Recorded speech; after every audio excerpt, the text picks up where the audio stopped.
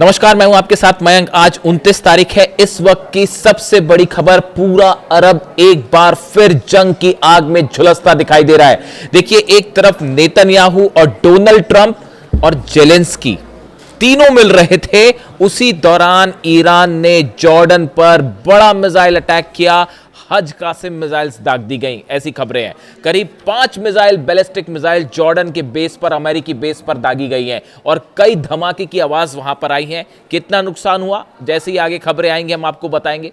अब ऐसे में सवाल ये उठने लगे, अच्छा हमले सिर्फ जॉर्डन पे नहीं है, हमले सऊदी में भी है। वो मैं आपको बता चुका हूं। सऊदी में 30 से ज्यादा ड्रोन्स के मूवमेंट देखे गए, जिसके बाद पहली बार अमेरिका और सऊदी ने हमला बोल दिया इराक के ऊपर, इराक में पीएमएफ के ऊपर। वो फोर्सेस जो कि ईरान के समर्थन में है, वो गुट जो ईरान के समर्थन में है।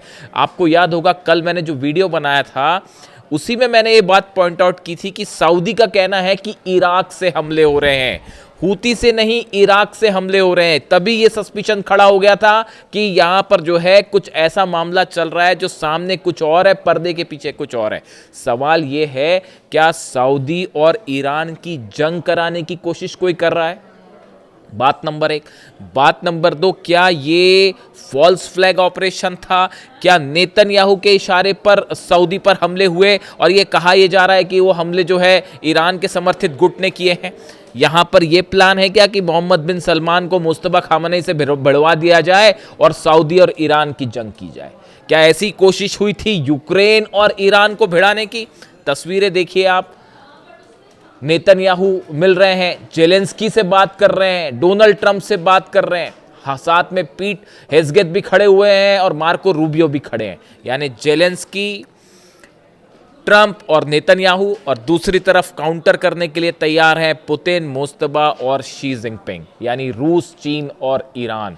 ये जंग का दायरा धीरे धीरे बड़ा होता जा रहा है। अब मामला सिर्फ अमेरिका और ईरान के बीच तक सीमित नहीं रह गया है, इसका दायरा बड़ा हो गया है। अब ये रूस को भी टच कर रहा है, यूरोप को भी टच कर रहा है। देखिए, बड़ी साधारण सी बात है, जेलेंस्की को फौरन बुलाया गया और नेतन्याहू और जेलेंस्की की मुलाकात होना अब ये इशारे कर रही है कि क्या जेलेंस्की ने नेतन्याहू के इशारे पर हमला किया था कैस्पियन सागर में?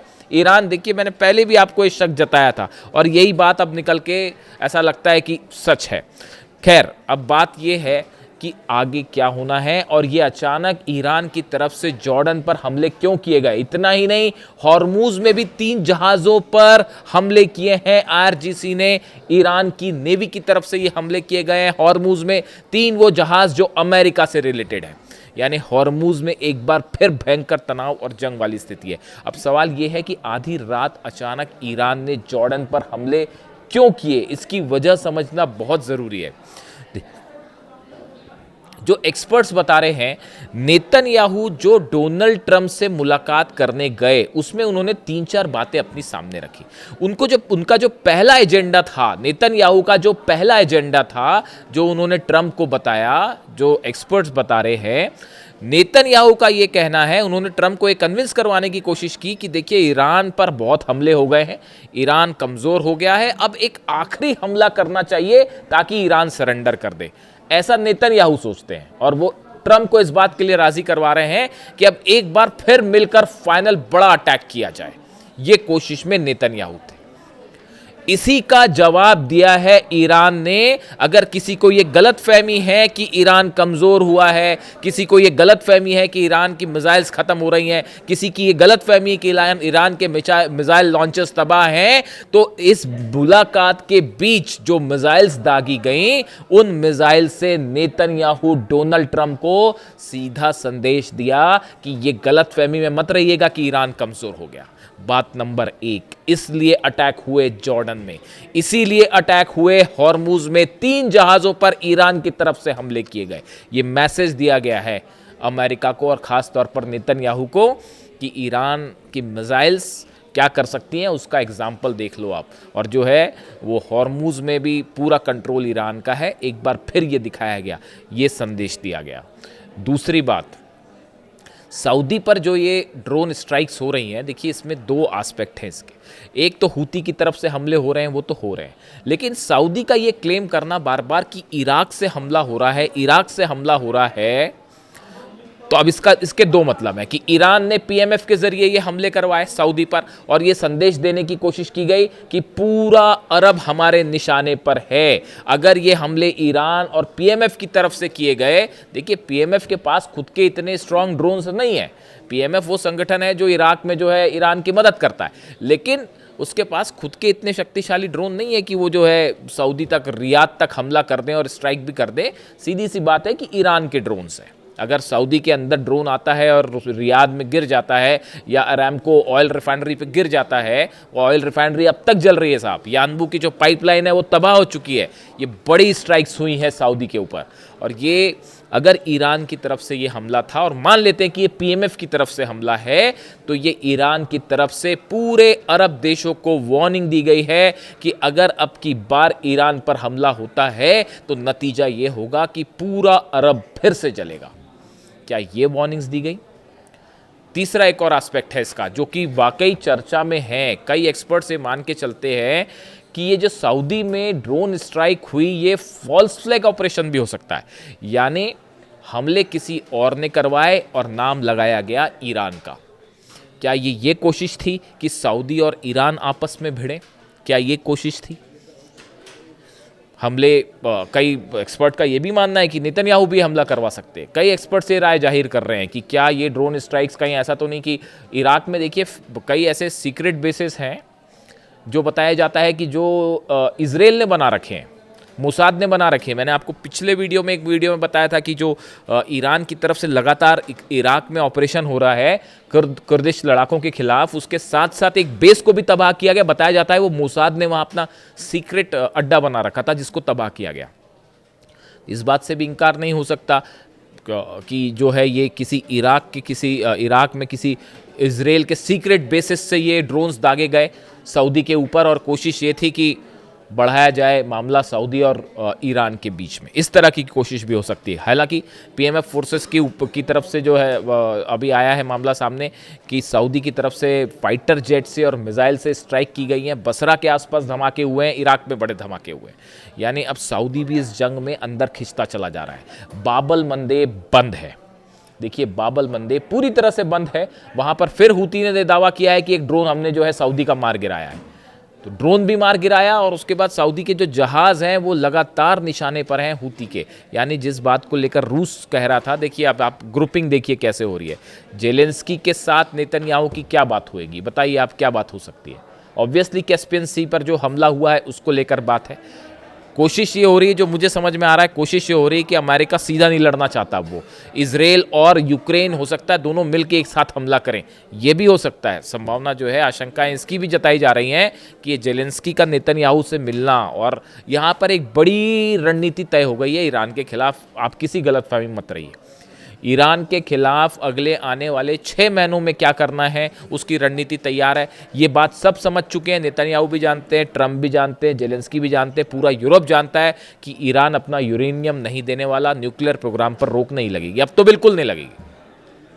तो ऐसे हालात में अब क्या किया जाए, कैसे हमले करवाए जाएं, कब हमले करवाए जाएं, इसका पूरा खाका तैयार हो चुका है। ये स्ट्राइक, ये जो जंग है, ये जंग अब एक नया रूप लेने जा रही है। देखिए रूस की तरफ से साफ कह दिया गया है कि अगर यूक्रेन जंग में कूदता है तो रूस की सेनाएं मदद करेगी ईरान की। ये पहला मौका होगा। देखिए इधर से सऊदी की एंट्री हो रही है, उधर से रूस की एंट्री हो रही है। अगर यूक्रेन हमला करता है तो काउंटर करने के लिए रूसी फौजें जो है वो ईरान की फौजों के साथ लड़ेंगी, इसमें कोई शक नहीं है। चाइना ने लगातार वार्निंग दे दी है एक बार फिर कि किसी भी तरह से इस जंग को आगे बढ़ने से रोका जाए, और ख़ास तौर पर अरब देशों के साथ जो है वो वांग यी जो विदेश मंत्री हैं चाइना के, वो संपर्क में हैं, और उनकी पूरी कोशिश है कि कहीं भी जो है सऊदी इस जंग में एंटर ना कर ले। उनकी एक अलग कहानी चल रही है। तो देखिए ये 2 लॉबी तैयार है। इस बीच जो हॉर्मुज से खबर है, देखिए tension in the state of Hormuz have surged after Iran's Islamic revolutionary guard corps claimed it struck and stop 3 oil tankers accused of ignoring its warning.